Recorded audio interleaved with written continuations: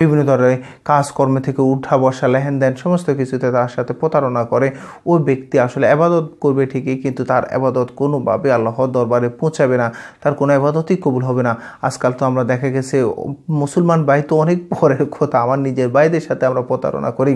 আমরা দেখা যায় তাদেরকে জায়গা জমিনে নিয়ে প্রতারণা করি, ভাই বোনদেরকে সাথে আমরা জায়গা জমিন খাওয়া দাওয়া থেকে শুরু করে বাবার সম্পত্তি থেকে আমরা তাদেরকে বঞ্চিত করি, এটিভাবে প্রতারণা করি। আমরা চাইলে যদি সম্ভব হয় আমার জমির সাথে যদি কারো জমি থাকে তার আইলটা ঠেলে আমরা কি করি, আমরাও নিজে একটু বেশি খাইতে চাই, এভাবে করে আমরা বিভিন্নভাবে অনেক সময় দেখা যায় কি আমরা মিথ্যা বলে তার সাথে এমনভাবে প্রতারণা করতেছি, সে ভাবতেছে যে এই জিনিসটাই সত্য, কিন্তু আমি আসলে এই জিনিসটা সত্য না, আমরা তার সাথে প্রতারণা করি। এভাবে করতে করতে আপনি আসলে নিজে মনে করতেছেন কারোর সাথে প্রতারণা করে আপনি নিজে জিতে যাচ্ছেন ঠিকই, কিন্তু হয়তো এটা হচ্ছে দুনিয়ার ক্ষণিকের, কিন্তু একটা সময় আপনাকে বুঝতে হবে যে একটা সময় আপনার এই প্রতারণা কোনো কাজে আসবে না। আপনাকে একটা সময় গিয়ে নিঃশ্বাসটা বন্ধ হওয়ার পরে আপনাকে কবরে যাইতে হবে। তো কবরে গিয়ে আপনি যদি দেখেন যে আপনার কোনো ইবাদতই কবুল হইল না, আপনি যা করছেন দুনিয়াতে সমস্ত কিছু খাইছেন আর ওখানে রেখে আসছেন, কোনো ইবাদত কবুল নাই, আপনার কোন নেক নাম নয়, তখন অবস্থা কি হবে?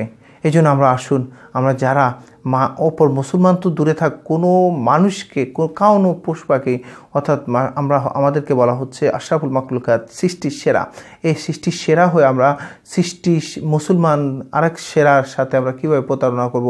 আমরা এই জন্য কারোর সাথে, মুসলমান ভাইদের সাথে তো দূরে থাক, আমরা কোনো প্রাণীর সাথে, কোনো মানুষের সাথে, অন্য কোনো ধর্মের লোকের সাথে, কোনো প্রাণীর সাথে, পশু পাখির সাথে আমরা কারোর সাথে প্রতারণা করব না। সর্ব অবস্থায় আমরা কী করব? আল্লাহ রাসূলের তরিকা অনুযায়ী চলার চেষ্টা করব না, অবশ্যই চলতে হবে। এই জন্য আসুন আমরা মুসলমান ভাই অপর মুসলমান ভাইকে ঠকানো, চলনা করা, প্রতারণা করা, এই কাজটা থেকে আমরা নিজেকে সংশোধন করি। অতীতে যদি করে থাকি আমরা তার সাথে মিটমাট করে আমরা তার থেকে আমরা কী করে নিই, মাপ নিয়ে নিই। নাইলে মনে রাখবেন, আপনি ইবাদত করছেন, নামাজ পড়তেছেন ঠিকই, ইবাদত করতেছেন, হজ করতেছেন, দান সদকা করতেছেন, আপনার কোনো ইবাদতই আল্লাহর দরবারে কবুল হচ্ছে না।